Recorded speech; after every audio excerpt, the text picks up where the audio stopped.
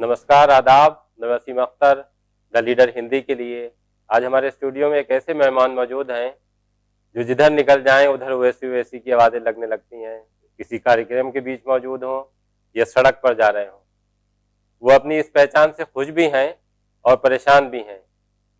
उन्हें लोग उनके लुक की वजह से बरेली का ओवैसी कहने लगे हैं और इस पहचान की वजह से ही या वो ऐसा दिखने की वजह से ही लोगों के बीच काफ़ी मशहूर हो चुके हैं।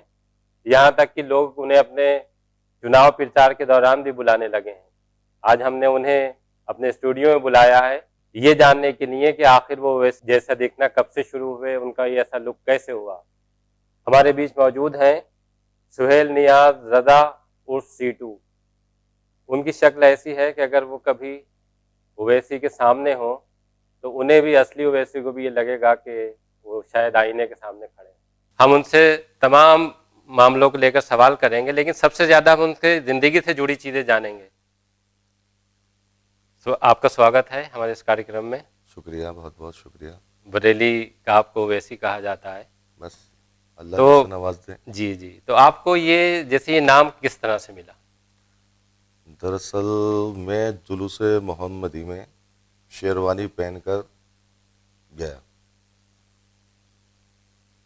फर्स्ट टाइम था 2014 का। तो मैं गया तो वहाँ पर सब लोग मुझे देख के ये कहने लगे कि यार तुम तो यार ओवैसी की तरह दिख रहे हो, ओवैसी की तरह लग रहे हो। हालांकि मुझे तो नहीं लगता था कि मैं लग रही हूँ, तो लेकिन सब लोग जितनी थी भीड़ में सब लोग जमा हो गए। वहाँ से जो है शुरुआत होने लगी, सब लोग मुझे जानने लगे बरेली के कि आप बिल्कुल हूबहू वैसी ही तरह लगते हैं। तो वहाँ का वाक़या है, तो वहाँ पर सब लोग सेल्फी वगैरह लेने लगे। तो सब मैं बता नहीं सकता आपको क्या हुआ क्या नहीं हुआ। तब आपकी उम्र कितनी रही होगी? मेरी 82 की पैदाइश है। आप समझ लीजिए कि 6 साल पुरानी बात है। 33। जी। जी। कोहाड़ा पीर पर आप जुलूस में शामिल होने गए और लोगों ने ओवैसी कहकर आपको पुकारा। तो उससे पहले भी आपको लगता था कि आपका चेहरा नहीं उनसे मिलता है? नहीं नहीं, उससे पहले लगता नहीं था। दरअसल क्या है, 2014 से ओवैसी साहब को लोगों ने पहचानना जी, चालू किया। जी, मीडिया में आने लगे वो लोग। जी, बहुत से लोगों ने पहले से जानते थे, लेकिन इतना जानते थे जितना 2014 से जानने लगे। जी, सोशल मीडिया में सब तरह को बोलता कौन है, जी, कौन कैसा बोलता है। जी, तो लोगों ने फिर मैच किया, उनको मुझे दोनों को मैच किया। तो लगा कि जो है ये वैसी की तरह दिखते हैं। कुछ ऐसे प्रोग्राम बताइए कि जिसमें आपको बरेली का ओवैसी कहकर बुलाया गया हो और बड़े प्रोग्राम हो बरेली के। जुलूस मोहम्मदी का प्रोग्राम हो गया, जगह जगह स्टेज पर बड़ा बड़ा इस्तकबाल होता है माशाल्लाह। जी, जी, हर आदमी बुलाकर स्टेज पर खड़ा करता है। और अभी NRC CA का प्रोटेस्ट हुआ था जी, इस्लामी इंटर कॉलेज में। जी, तो मौलाना तौकीर रज़ा खां के साथ ही थे। जी, उन्होंने भी पुकारा कि ओवैसी साहब आ चुके हैं। जी, तो पब्लिक माशाल्लाह आपने देखा था शायद, जी, जी, पब्लिक रोके से रोक नहीं रही थी। जी, हालांकि वो दूसरे ये सोचा ओवैसी साहब ही आ गए। जी, तो वहाँ से फिर कभी शादी वगैरह में जाना होता है तो कुर्ता तो सभी पहनते हैं, जी, शेरवानी भी लगा पहनते हैं और टोपी भी सब लगाते हैं। जी, जी, बस एक फेस कट है कि सबकी दाढ़ी होती है, जी, मेरी भी दाढ़ी है, मैं भी चश्मा लगाता हूँ, जी, मैं भी टोपी लगा लेता हूँ। जी, तो अल्लाह ने नवाजा है। जी। एक नहीं, जैसे वो बहुत। सीए और एनआरसी को जी लेकर जो जी प्रोग्राम था, जी जी। तो वहाँ आपने कुछ भाषण भी दिया था या वैसी मंच पर रहे थे आप? नहीं, मैंने एक ये भाषण दिया था, हज़रत अली की कौल है कि जो लोग कौम परेशान होती है उसके बाद वो लाशें उठाती है। मैंने किया था, लेकिन मैं मंच पे बोल सकता नहीं हूँ, मुझे बोलना आता नहीं है ज़्यादा इतना। तो मैं पॉलिटिशियन तो हूँ नहीं, कोई एक जी, साधारण सा बिजनेसमैन हूँ। जी, तो वहाँ पर थोड़ा बहुत बोला था, उसके बाद फिर मैं चले गए थे। वहाँ पर भीड़ बहुत लग गई थी, आपने देखा था, वहाँ फ़ोटो जी। वोटो लेने लगे थे, पुलिस आ गई थी। मंच पे आप थे तो लोग ये समझ रहे थे कि ये बरेली के ओवैसी हैं या ये असली वाले ओवैसी हैं? वो असली वाले ओवैसी समझ रहे थे, बरेली के ओवैसी नहीं समझ रहे थे। जी, वो असली वाले ही समझ रहे थे कि जिस हिसाब से पब्लिक वो टूटी भी गिर रही थी, आ रही थी, छोड़ नहीं रही थी, तो वो ओवैसी सा भी लग रहे आप एक शक्ल उनसे मिलती-जुलती है। थे। जी। तो कुछ अपने आप में आपको ये भी लगता है कि उनकी तरह से रहना है या उनकी तरह से बोलना है या उनकी तरह से चलना है, कि जो आदतें आपकी पहले थी वो इस गेटअप के बाद बदली हैं क्या? नहीं, आदत तो जैसी थी वैसी ही रहेंगी। वो अपनी उनकी आदतें हैं, मेरी अपनी आदतें हैं। जी और जो मेरी अपनी आदतें हैं तो मेरी तो अपनी आदतें हैं, वो जैसी थी वैसी हैं अल्हम्दुलिल्लाह। लेकिन हाँ भाई, वो बैरिस्टर आदमी पढ़े लिखे हैं माशाल्लाह, अल्लाह ने उन्हें इल्म से बहुत नवाजा है। जी। आपको उनकी क्या बात पसंद है? मुझे उनकी बात तो पसंद ये है कि वो बेबाक बोलते हैं, डरते नहीं अल्हम्दुलिल्लाह। जी। अच्छा, बेबाकी से आप उनकी प्रभावित हुए? बहुत बोलते हैं, बहुत ज़बरदस्त बोलते हैं वो। जी। ऐसा बोलते हैं कि एक बंदा सब पे भारी। बोलना जो उनका है वो बहुत अच्छा लगता है। सभी को अच्छा लगता है। अच्छा।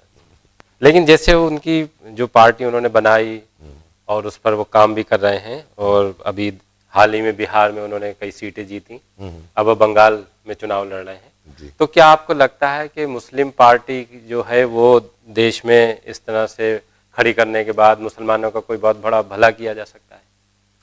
नहीं, मुसलमानों की राजनीति अगर कोई सोचे कि मैं मुस्लिम सिर्फ ओनली मुस्लिम पे राजनीति करूँगा तो ऐसा नहीं हो सकता। वोट सबका पाना है, सबका लेना है, सबका साथ। मतलब वो हर कम्युनिटी का लेना है, हिंदू मुस्लिम सिख ईसाई जितनी कम्युनिटी है सारे लोगों का वोट लेना है। उसी से जो है आगे बढ़ेगा, सबको साथ लेके चलना है। जी। ये नहीं कि मैं सोचूं कि मैं मुसलमानों को ही वोट लेके जीत जाऊंगा, तो वो गलत है। सबको साथ लेकर चलना है। राजनीति का फंडा यही है कि सबको साथ लेकर चलना है। हालांकि ऐसा नहीं कि बीजेपी सोचती है कि मुझे तो हिंदू का ही वोट मिलता है, नहीं, उसे मुस्लिम का भी वोट मिलता होगा। ऐसा नहीं है, उन्हें मालूम है कि मुझे मुस्लिम का ही वोट मिलता है। ऐसी वैसी साहब भी सोचें कि मुझे जो है हिंदूज का भी वोट मिले, सबको बना के साथ में लेकर चलें तो इंशाल्लाह उनकी पार्टी और मजबूत होगी। भले के लिए है, या ये आपको लगता है कि ऐसा कोई तजुर्बा जो है अपनी पार्टी का मुस्लिमों की बेहतर नहीं है इस देश में? नहीं, मुसलमानों की पार्टी तो ये सिर्फ ओनली बेहतर नहीं है इस समय। जी। आप इतिहास उठाकर देख लो जी। कि सोचे कि मैं मुस्लिम पर राजनीति कर दूं, जी। इम्पॉसिबल। जी। वो नहीं हो सकता। जी। सबको साथ लेकर चलना है, सारी पार्टीज को, जी। सारे लोगों को साथ लेकर चलना। जी। ये हिंदुस्तान सबका है, हमारा है, आपका है, सारे लोगों का है। जी। मेरा अकेले का नहीं है, जी। सारे लोगों का है। जितने भी यहाँ पर धर्म के लोग रहते हैं उन सबका ये हिंदुस्तान है। जी। आपको लगता है कि जो मुसलमान और हिंदू की भूमिका है इस देश में वो छोटे भाई और बड़े भाई जैसी? बिल्कुल बिल्कुल बिल्कुल। मेरी दुकान पर एक लड़का काम करता है, मनोज, करीब उसको हो गए आज करीब 23 साल। जाने कितने मुसलमान आए और चले गए मेरी दुकान से, लेकिन वो आज भी टिका हुआ है और मैं उस पर सबसे ज़्यादा भरोसा करता हूँ।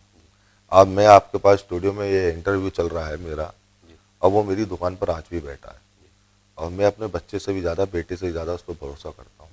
हिंदू और मुसलमान हम लोग दोनों एक पाई साइकिल के दो पहिए हैं, और दोनों को विश्वास रखना पड़ेगा। ये देश की उन्नति इसी से ही होगी जब हम लोग साथ में लेकर चलेंगे। ऐसा नहीं होगी साहब आपने कह दिया कि मैं कर लूंगा, वो कहे मैं कर लूंगा, कुछ नहीं होगा। जब तक दोनों लोग साथ में काम नहीं करेंगे तब तक कुछ नहीं होगा। आपको लग रहा है कि राजनीति के लिए इस रिश्ते को कमजोर किया जा रहा है? बिल्कुल साहब लग रहा है। कौन सा ऐसा है पूरे इंडिया के अंदर या बड़े बड़े बिजनेसमैन हैं जिनके मुसलमान काम नहीं कर रहे हैं, या मुसलमान हिंदू लोग मुसलमान का काम नहीं कर रहे हैं? सब लोग काम कर रहे हैं, सब अच्छे से माहौल है। लेकिन माहौल को गलत से राजनीति के चक्कर में इस माहौल देश का माहौल खराब करा जा रहा है, सिर्फ वोट के लिए, और कुछ नहीं है। कुछ नहीं है। सब खाना वाना सब हाथ में खाते हैं नेता लोग, बड़े बड़े जो नेता लोग होते हैं, लेकिन टीवी पे आकर ऐसा बोलते हैं कि उनसे बड़ा तो कोई दुश्मन है नहीं, बाद में सब सही होते हैं। क्या लगता है आपको इसके लिए क्या किया जाना चाहिए जिससे ये रिश्ते फिर से मजबूत हो सके? भाईचारा कायम करना चाहिए। हम आपको बरेली का ओवैसी कह के पुकारते हैं जी जी। कि जब आपकी असल ओवैसी जो हैं, जो असदुद्दीन ओवैसी हैं, जो अपनी ऑल इंडिया मजलिस इत्तेहादुल मुस्लिमीन के नाम से पार्टी चलाते हैं, जब उनसे आपकी मुलाकात होगी तो आप उनसे क्या कहेंगे? ओवैसी साहब से तो खैर मिलूंगा तो बहुत अच्छा लगेगा। पहले तो सलाम करूंगा। जी। अभी मुलाकात नहीं हुई है उनसे? नहीं, अभी तक तो खैर बहरहाल मेरी मुलाकात नहीं हुई है उनसे। एक बार वो बरेली भी आए थे। बरेली आए थे तो मैं कहीं बाहर था, टाइम नहीं मिल पाया उनसे मिलने का। पता लगा था ओवैसी साहब बरेली आए हैं, लेकिन बहरहाल मैं था नहीं, चला गया था। लेकिन उनसे ये कहूँगा भाई सबसे साथ में मिलके अच्छी अच्छी बातें करो। देश का माहौल इस समय जो चल रहा है आप करो, खूब राजनीति करो, किसी ने मना नहीं करा है, लेकिन सबके साथ में लेकर राजनीति करो। ऐसा बयान किसी को मत दो कि किसी के दिल को ठोस पहुंचे। आप भी कुछ बातें नज़रअंदाज करो लोगों की। मैं जानता हूँ आप दिल से बहुत बोलते हैं, दिमाग से नहीं बोलते। दिल से बोलते हैं, दिमाग से नहीं बोलते हैं, जज्बातों में बह जाते हैं वो। जी। चलिए, आपका बहुत बहुत शुक्रिया, आपने हमारे स्टूडियो में आकर इस कार्यक्रम में हिस्सा लिया, और हम उम्मीद करते हैं कि जल्दी आपकी जो असल ओवैसी साहब हैं उनसे मुलाकात होगी। इंशाल्लाह।